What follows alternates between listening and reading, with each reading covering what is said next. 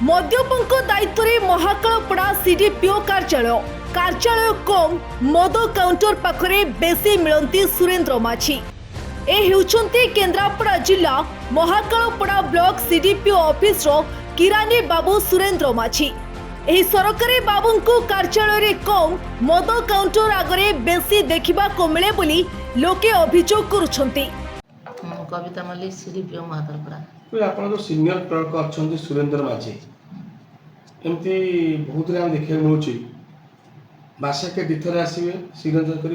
दरमा गंडा पाई पड़े जाती से केबे आइबे भी ना सीट खाली अच्छे कौन से कहे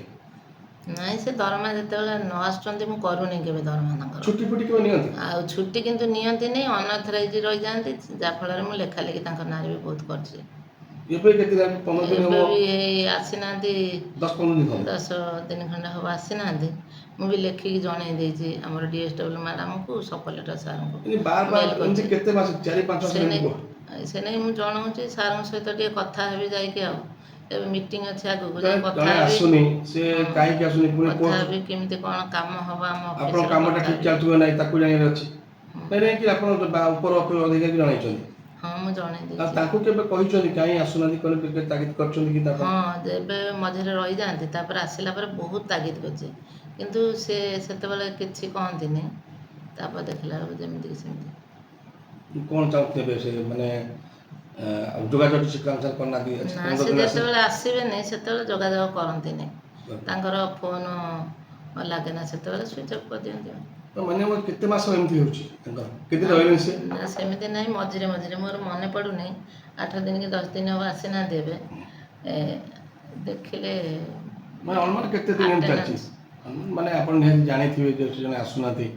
केते मास एमती ताका सोचा छै माने ना एठी प्राय 3 मास हबो इलेक्शन दिन रु बेसी टे ढिला करचंदी जोटा कि मु लेखा ले करके देछि आपण काहा को देछो हायर अथॉरिटी ने देछन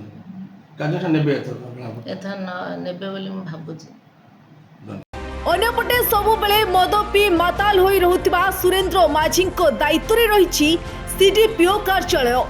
तेबे सबु बेले माताल होई रहुतिबा सुरेंद्र दायित्व रे थिबा सीडीपीओ कार्यालय केते सुरक्षित ताकू नै उठिछि प्रश्न। सरकारी किरानी सुरेंद्र माझी विरोध रे अभियोग आसिबा परे एहार तदंत करा जाई कार्यानुष्ठान नियाजिबो बोली कहिसंती महाकालपड़ा सीडीपीओ। केन्द्रापड़ा महाकालपड़ारू कमल लोचन सामल को सह शशिभूषण राउत रिपोर्ट ओडिशा हालचाल।